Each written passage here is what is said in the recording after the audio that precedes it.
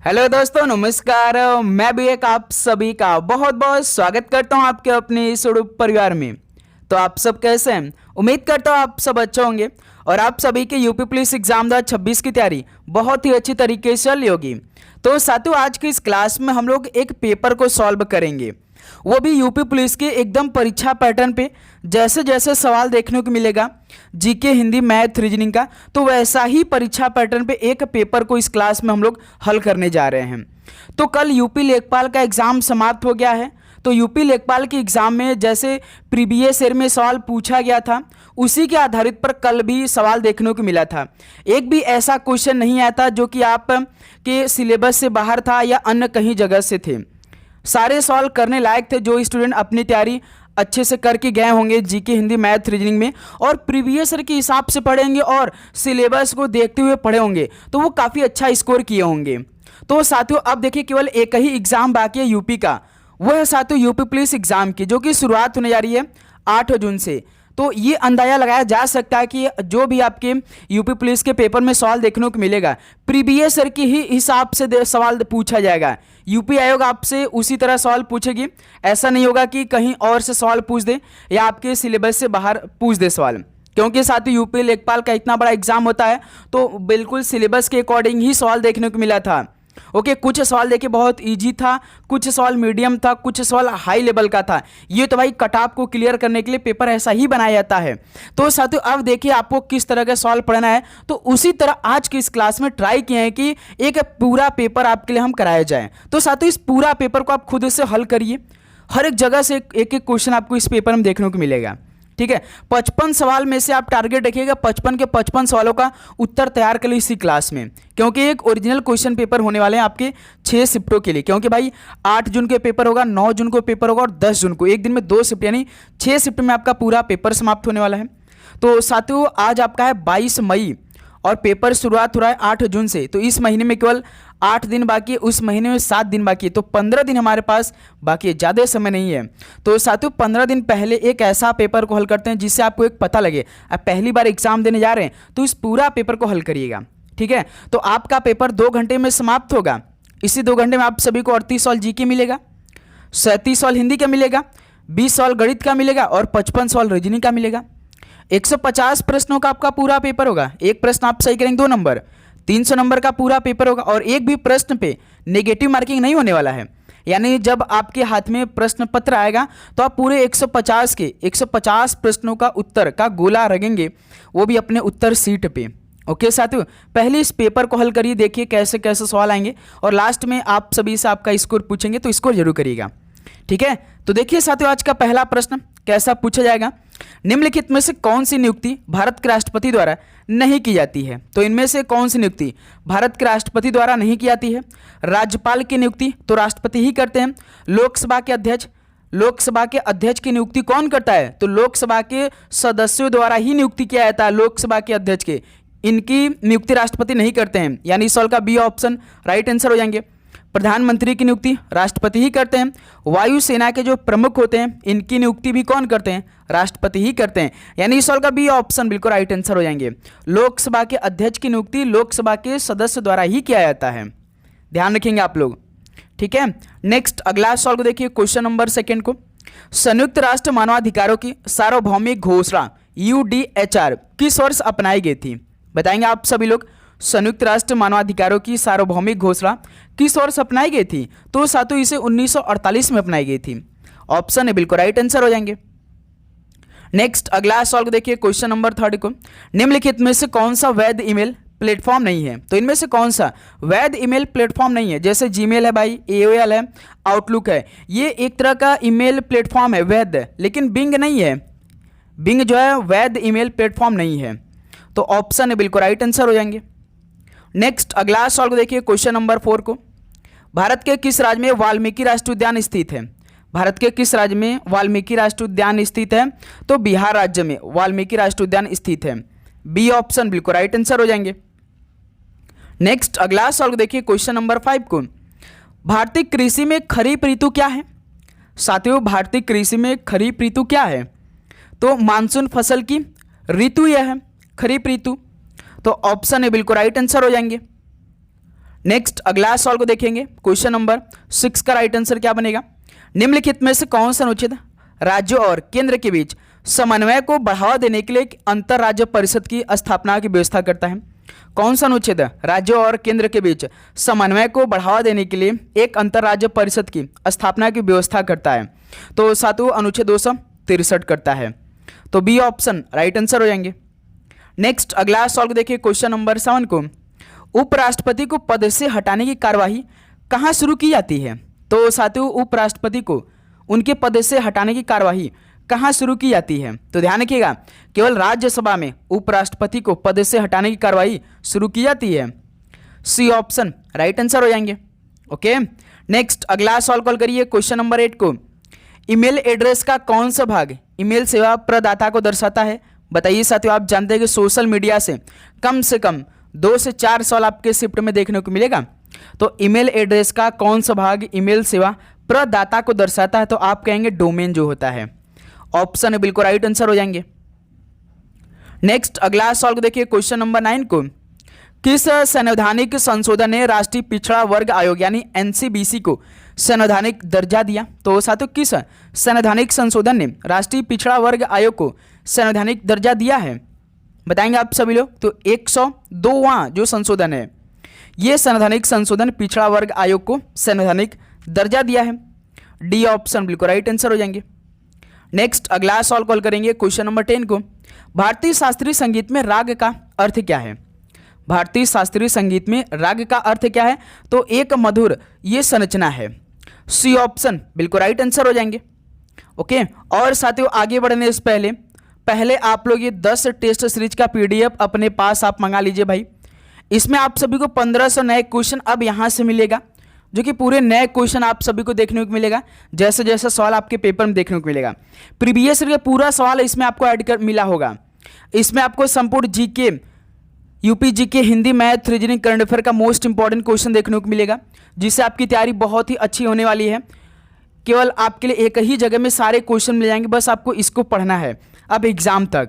तो साथियों पीडीएफ के लिए आप व्हाट्सएप कर सकते हैं इस नंबर पे, और मात्र 50 रुपीज़ पे करके, मात्र 50 रुपीज़ पे करके इस नंबर मैसेज करके ये 10 टेस्ट सीरीज का पीडीएफ अपने पास मंगाइए। टारगेट रखिए कि साथियों 30 या 31 मई तक ये पूरा क्वेश्चन आप अपने परीक्षा से पहले तैयार कर लें, क्योंकि साथ ही आपके अंदर एक अलग लेवल का कॉन्फिडेंट आएगा जब ये 1500 क्वेश्चन को तैयार कर लेंगे। और ये संपूर्ण GK, UP GK, Hindi, math, reasoning, current affair का क्वेश्चन, जितना भी यूपी का पेपर हुआ है सारा क्वेश्चन इसमें ऐड हो चुका है भाई, Hindi, math, reasoning, UP GK, current affair का। ओके, तो इस नंबर मैसेज करके ये सारे क्वेश्चन अपने पास आप सभी मंगाएंगे।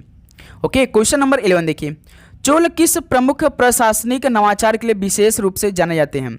साथियों चोल किस प्रमुख प्रशासनिक नवाचार के लिए विशेष रूप से जाने जाते हैं। तो गांव में स्थानीय स्वशासन के रूप में जाने जाते हैं ये। ऑप्शन बिल्कुल राइट आंसर हो जाएंगे। नेक्स्ट अगला सवाल को देखिए, क्वेश्चन नंबर 12 को, भारतीय संविधान में पंचायती राज व्यवस्था को जोड़ने वाला संशोधन कौन सा है। भारतीय संविधान में पंचायती राज व्यवस्था को जोड़ने वाला वो कौन सा संशोधन है। तो ध्यान रखेंगे 73वां संशोधन है। ऑप्शन बिल्कुल राइट आंसर हो जाएंगे। अगला सवाल को देखिए, क्वेश्चन नंबर 13 को, निम्नलिखित में से कौन सा भूमि सुधार उपाय नहीं है। तो साथियों कौन सा भूमि सुधार उपाय इनमें से नहीं है। तो नोटबंदी यानी विमुद्रीकरण नहीं है भाई भूमि सुधार उपाय। तो डी ऑप्शन बिल्कुल राइट आंसर हो जाएंगे। नेक्स्ट अगला सवाल देखिए, क्वेश्चन नंबर 14 को, आपातकाल की घोषणा को निरस्त करने का अंतिम अधिकार किसके पास है। आपातकाल की घोषणा को निरस्त करने का अंतिम अधिकार किसके पास होता है, बताएंगे आप सभी लोग। संसद, सर्वोच्च न्यायालय, प्रधानमंत्री या राष्ट्रपति। तो याद रखिएगा राष्ट्रपति के पास होता है। तो डी ऑप्शन राइट आंसर हो जाएंगे। नेक्स्ट अगला सवाल को देखिए, क्वेश्चन नंबर 15 को, भारतीय संविधान में शांति से सोने के अधिकार का उल्लेख किस अनुच्छेद में है। भारतीय संविधान में शांति से सोने के अधिकार का उल्लेख किस अनुच्छेद में है। तो अनुच्छेद 21 में इसका वर्णन किया गया है, शांति से सोने के अधिकार का उल्लेख। सी ऑप्शन राइट आंसर है।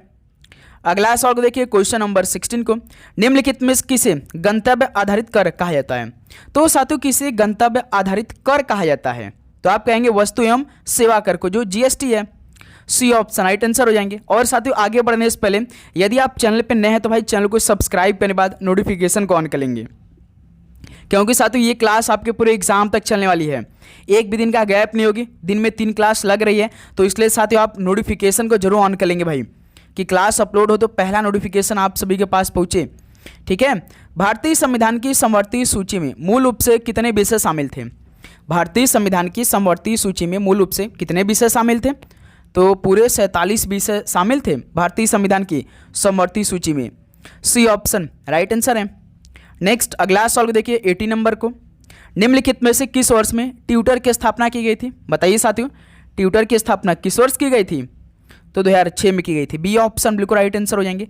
एक सवाल आप सभी से हम पूछ रहे हैं, ट्विटर का हेडक्वार्टर कहाँ पे स्थित है, यानी मुख्यालय कहाँ पे स्थित है? कमेंट करके बताइए, ये सवाल आपके लिए होमवर्क रहेगा, सभी बताएंगे।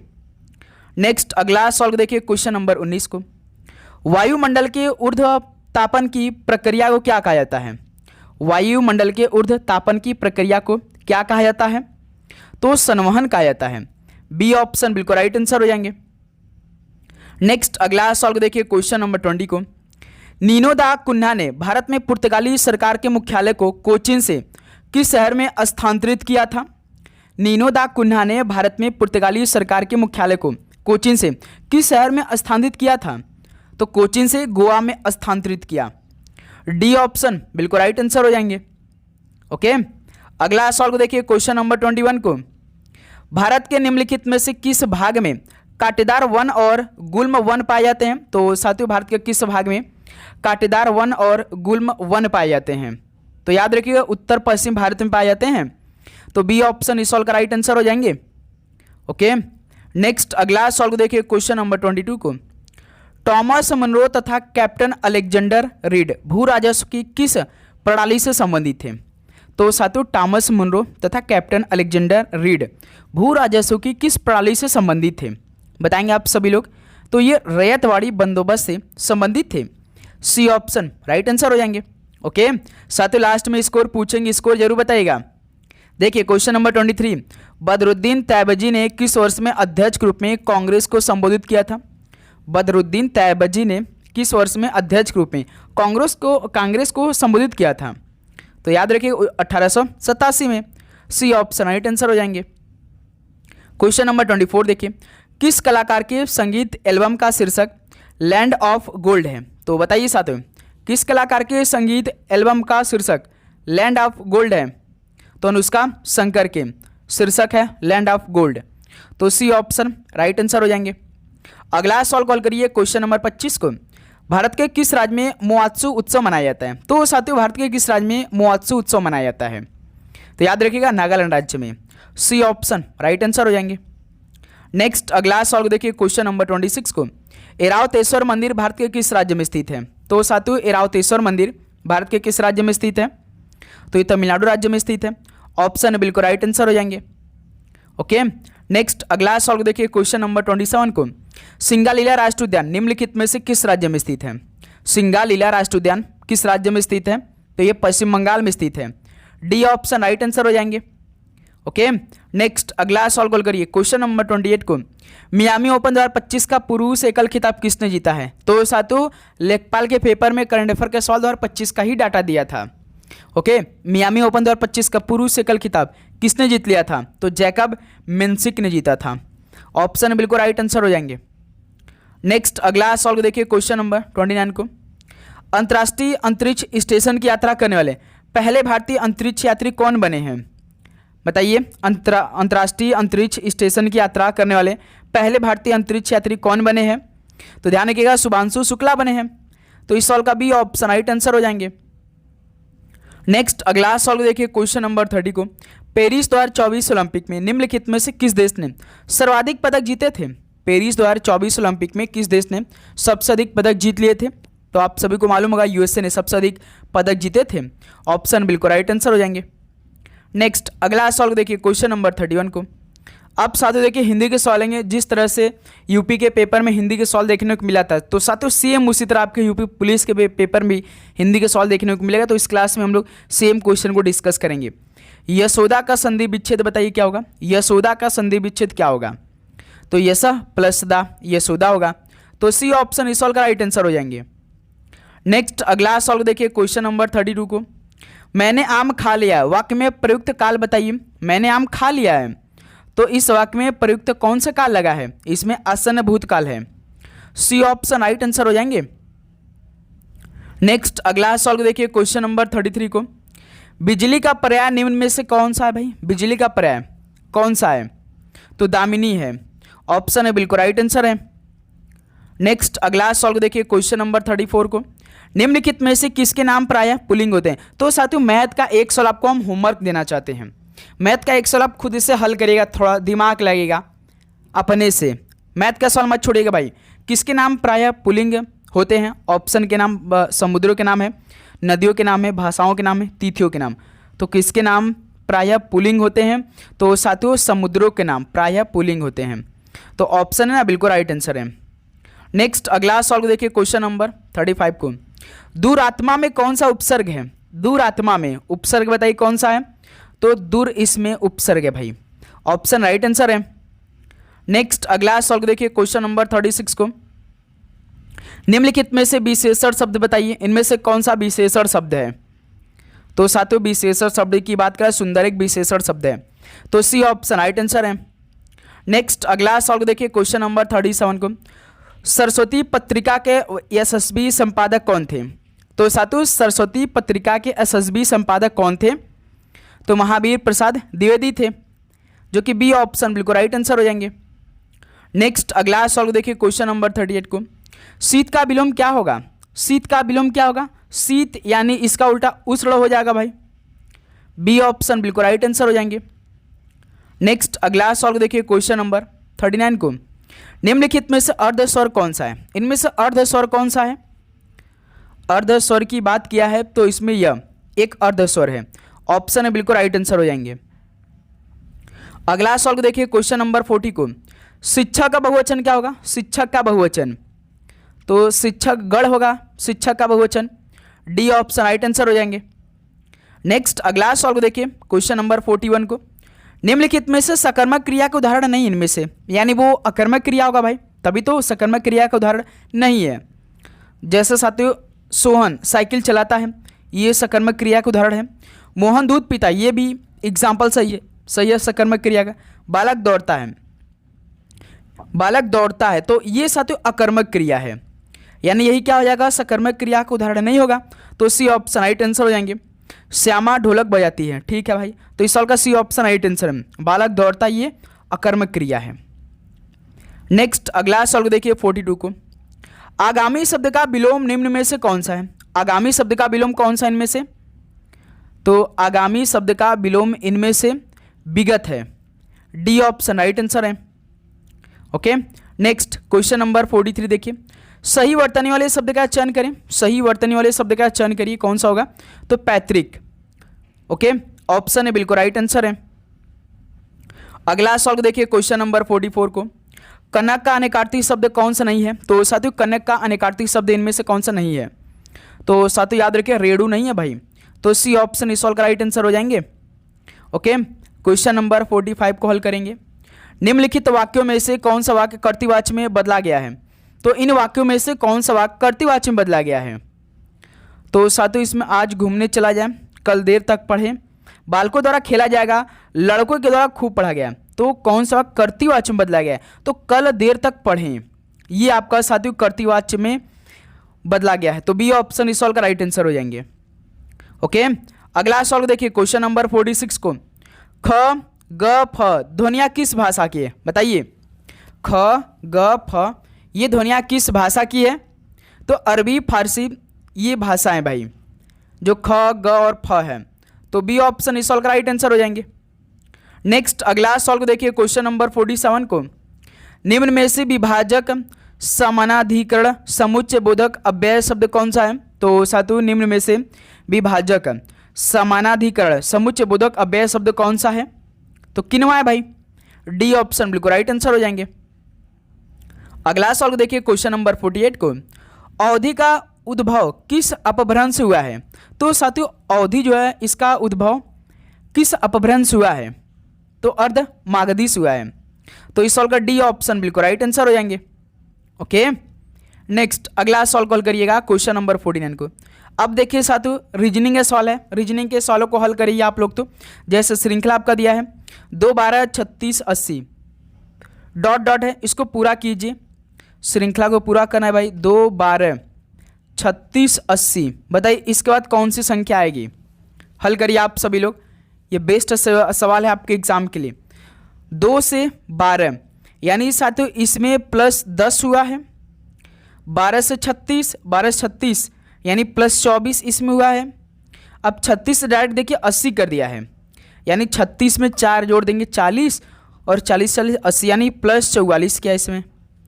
अब साथ देखिए 10 24 44 से तो इसमें कोई लॉजिक लग नहीं रहा है भाई। 10 से 24 जाएंगे तो पहले इसको दोबारा कर लेते हैं भाई, जब एक बार में नहीं होता दोबारा हम कर लेते हैं। 10 से 24 यानी 10 से 24 प्लस 14, 24 से 44 इसमें मेरे दोस्त प्लस 20। अब देखिए ऐसा हो सकता है 14 से 20 यानी प्लस 6 हुआ है, यानी साथियों 20 में यदि हम प्लस 6 करेंगे 26। अब ना 44 में 26 जोड़िए कितना आएगा? 44 6 50 20 70, यानी साथियों यहाँ पे 70 आएगा। तो अब ये प्लस आपको 70 जोड़ना पड़ेगा 80 में, कितना होगा? 0 0 8 7 15 150 आएगा। तो साथियों यहाँ पे क्या आएगा? 150 आएगा।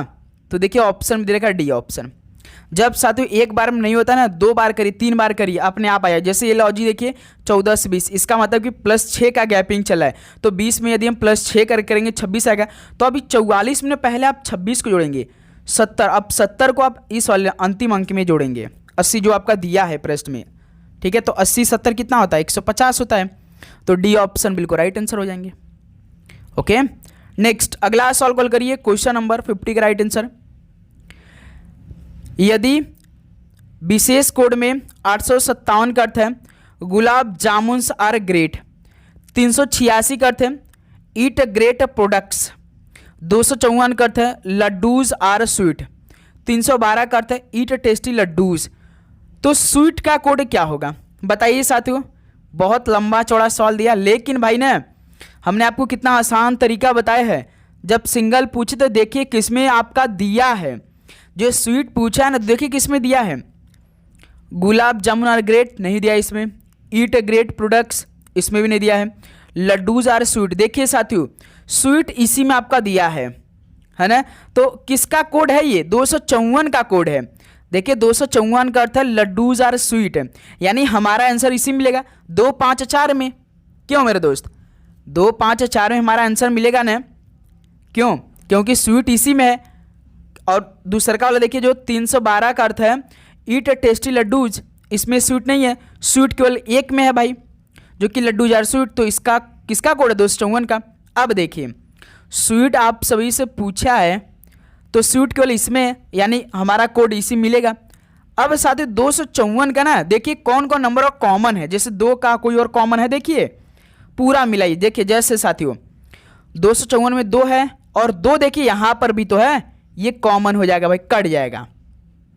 फिर 5 देखिए 254 में देखिए भाई 2 तो हमें मिल गया, एक यहाँ पर जो जिसमें है और एक 2 यहाँ पर है तो इसमें हो जाएगा। फिर देखिए साथियों 5 इसमें भी है, 5 इसमें भी तो है, कट जाएगा। बच रहा कौन सा? स्वीट वाले में 4 बच रहा है, केवल 1 बच रहा है, एक तो हमारा आंसर होगा ही होगा ना। तो स्वीट का कोड क्या होगा? 4 हो जाएगा। तो बी ऑप्शन इस राइट आंसर हो जाएंगे। ओके दोस्त मेरे, और देखिए 4 आपको किसी भी नंबर में मिलेगा नहीं, किसी कोड में। सभी को समझ में आया? जब भी इस तरह का सवाल दे तो बस यही लॉजिक आपको लगाना है भाई। क्लियर? चलिए नेक्स्ट अगला सॉल्व कॉल करिए, क्वेश्चन नंबर 51 का राइट आंसर। यदि आप 10 मीटर उत्तर की ओर चले और फिर 180 डिग्री दाईं ओर मुड़े तो आप किस दिशा में जा रहे हैं? बताइए साथियों इस सवाल का राइट आंसर क्या बनेगा? बिल्कुल परफेक्टली आंसर बताना है। यदि आप 10 मीटर की उत्तर की ओर चलें, दिशा आप पहले ज्ञात कर लीजिए भाई। ईस्ट पूरब, वेस्ट पश्चिम, नॉर्थ उत्तर, साउथ दक्षिण, ठीक है। यदि आप 10 मीटर उत्तर की ओर चलें, यानी उत्तर के 10 मीटर यहाँ तक हमने चल दिया भाई, और फिर 180 डिग्री दायां मुड़ गए भाई, यानी 180 डिग्री हमें मुड़ना पड़ेगा भाई। यानी दोस्त मेरे 180 डिग्री देखिए 90 डिग्री ये हो गया, ठीक है, 90 डिग्री ये हो गया, यानी 90 90 180 डिग्री हो गया, यानी हम नॉर्थ से साउथ पे आ जाएंगे। जब साथियों हम 10 मीटर उत्तर की ओर चले फिर 180 डिग्री दाईं ओर, दायां इधर ही होता ना भाई, राइट साइड आपका क्लॉकवाइज, ठीक है, यानी कि तो आप किस दिशा में जा रहे हैं, तो साउथ, यानी साउथ यानी कौन सा होता है दोस्त मेरे, दक्षिण। बी ऑप्शन राइट आंसर हो जाएंगे। सवाल कंप्लीट हो गया भाई। बताइए, आप 10 मीटर उत्तर की ओर चले, फिर वहीं से ना 180 डिग्री दाईं ओर मुड़ गए, तो 180 डिग्री ऐसे हो जाएगा भाई, ऐसे पूरा यहाँ से नॉर्थ से साउथ पे हो जाएगा, ये 180 डिग्री हो जाएगा, क्योंकि ये 90 ये 90। क्लियर, इस सवाल का बी ऑप्शन राइट आंसर हो जाएंगे। अगला सवाल को देखिए, क्वेश्चन नंबर 52 को, निम्न में से किसी एक विषम अक्षर का चयन करिए। 4 ऑप्शन दिया गया, ए दिया है, यू दिया है, डी दिया है, ओ दिया है। तो साथियों इनमें से ना 3 एक समान है लेकिन एक अलग है। बताइए, कुछ ना कुछ इसमें लॉजिक है कि वो एक तरह के 3 ऑप्शन है लेकिन एक अलग है। तो साथियों याद रखिएगा, जैसे आपका इसमें क्या दिया है, ए दिया है, यू दिया, ओ दिया, ये सभी क्या है, स्वर है, स्वर है। लेकिन साथियों डी क्या स्वर है, नहीं है, तो इसलिए क्या ये भिन्न हो जाएगा। तो इस सवाल का क्या हो जाएगा, सी ऑप्शन राइट आंसर हो जाएंगे। ए यू ओ ये क्या है भाई आपके, बताइए आप। ए यू ओ एक तो स्वर होते हैं ना भाई, लेकिन जो डी है ये क्या आपका एक व्यंजन है ना भाई, क्या है, व्यंजन है। तो इसलिए क्या हो जाएगा, सी ऑप्शन हमारा विषम हो जाएगा अक्षर। क्लियर, चलिए नेक्स्ट अगला सॉल्व कॉल करिए। क्वेश्चन नंबर 53 का राइट आंसर क्या बनेगा। यदि 3 आदमी या 6 लड़के अपना कार्य 20 दिनों में पूरा कर लेते हैं, उसी कार्य को 6 आदमी और 8 लड़के मिलकर कितने दिनों में पूरा करेंगे। तो साथियों इस सवाल को ही आप सॉल्व करेंगे F1 D1 बराबर M2 D2 का फॉर्मूला लगाकर। बताइए, लेकिन साथियों सबसे पहले आपको पुरुष और लड़के को बराबर करना पड़ेगा। जैसे 3 आदमी या 6 लड़के अपना कार्य 20 दिन में करें, यानी साथियों 3 पुरुष हैं, मान लीजिए 3 पुरुष है ना, 3 आदमी यानी पुरुष होते हैं भाई आदमी, ये किसके बराबर है, 6 लड़के के बराबर है। ठीक है, 6 लड़के के बराबर, तो एक पुरुष किसके बराबर हो जाएगा भाई, एक पुरुष किसके बराबर होगा, 6/3 हो जाएगा, यानी कितने लड़के हो जाएंगे भाई, 2 लड़के यहाँ से हो जाएंगे। ठीक है, 2 लड़के हो जाएंगे। उसी प्रकार साथियों 6 आदमी और 6 लड़के हैं, इसमें देखिए 6 लड़के हैं तो कितना, ये 6 पुरुष हो जाएंगे, 6 पुरुष, यानी साथियों हमें लड़के के बराबर करना होगा, तो यानी 2 लड़के हैं तो इसमें हम 2 का मल्टीप्लाई कर देंगे, कितने हो जाएंगे लड़के साथी, 12 लड़के हो जाएंगे। अब देखिए 6 आदमी भी हैं भाई, 6 पुरुष प्लस 8 लड़के, कितने हो जाएंगे टोटल। अब यहाँ से 6 गुणा 2 प्लस 8, तो कितने बराबर के लड़के होंगे, 6 दूनी 12 20 लड़के के बराबर होंगे। अब साथियों आप जाकर आप फॉर्मूला लगाएंगे M1 D1 बराबर M2 D2 का, ऐसे ही फॉर्मूला नहीं लगाएंगे। तो साथियों इस सवाल का हल करके बताइए, हमने सवाल लगभग 90% हल कर दिया, आपको M1 D1 बराबर M2 D2 फॉर्मूला अप्लाई करना है। हल करके बताइए आप सभी लोग कितना आंसर आएगा। चलिए दोस्त अगला सवाल को देखते हैं, क्वेश्चन नंबर 54 को।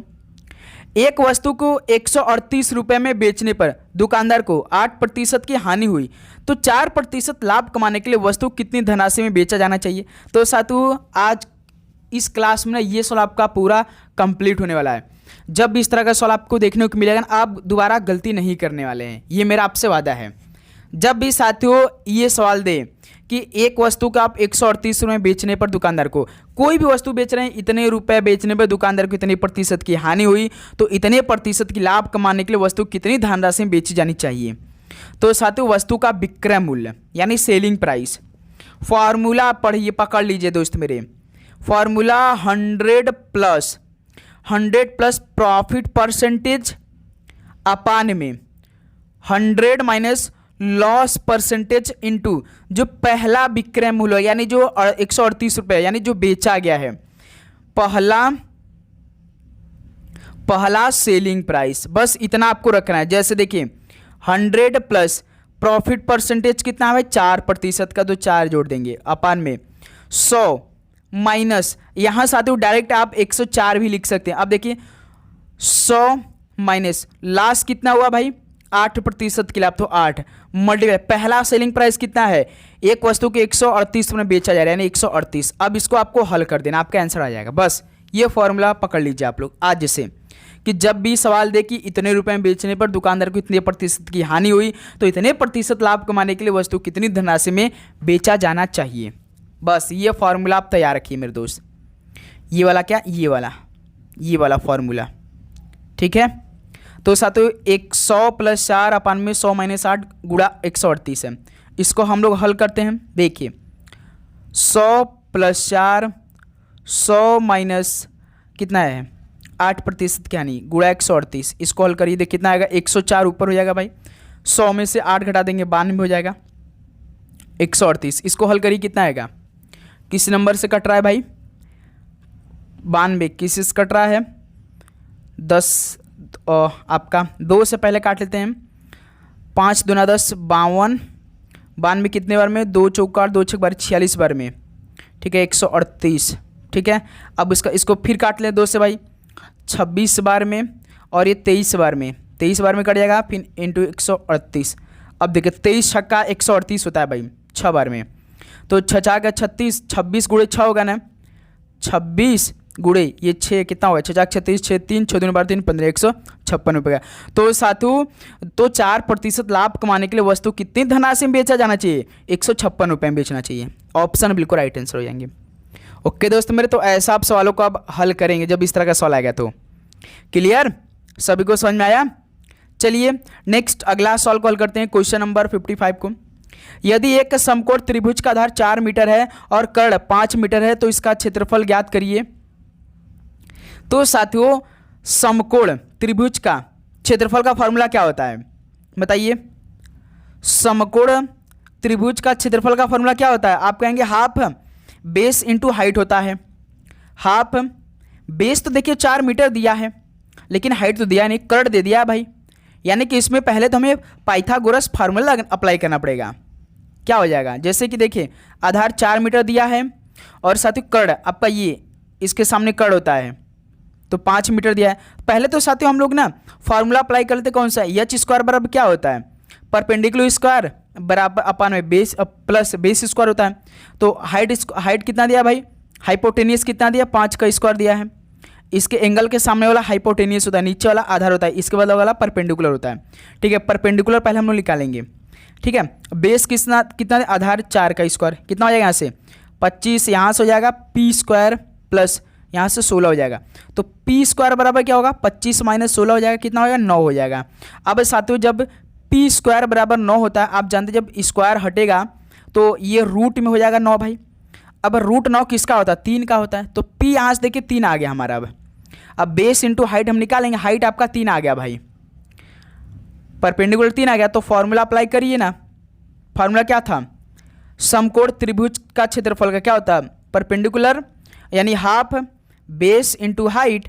तो हाफ बेस कितना दे 4, हाइट अभी हमने 3 निकाला है, 2 दूना 4 2 3 6 यानी 6 मीटर स्क्वायर हो जाएगा भाई। तो इसका क्षेत्रफल कितना होगा, 6 मीटर स्क्वायर होगा। सी ऑप्शन राइट आंसर हो जाएंगे। क्लियर मेरे दोस्त, यहाँ तक आप सभी किसी प्रकार डाउट इस सवाल में? तो उम्मीद करूँगा दोस्त आप सभी को हर एक सवाल का उत्तर याद हो चुका होगा। तो साथियों ये फाइनली आपका 55 सवाल कंप्लीट हो चुका है। अब बताइए साथियों आप सभी का इन 55 सवाल में से कितना स्कोर बना, सभी दोस्त ईमानदारी के साथ बताएंगे। तो उम्मीद करूँगा दोस्त आपको हर एक सवाल का उत्तर याद हो चुका होगा इसी क्लास में। यदि साथियों आपको किसी भी सवाल पे बिल्कुल भी डाउट है तो कमेंट बॉक्स में जरूर बताइए भाई।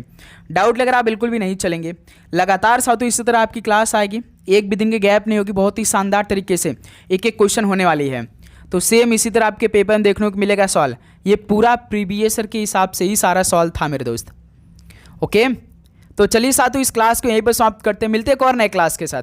तो आप साथियों चैनल को सब्सक्राइब करने के बाद नोटिफिकेशन को ऑन करिएगा। ठीक है, आप सभी को एग्जाम के लिए best of luck, God bless you, पढ़ाई करते रहिए, धन्यवाद।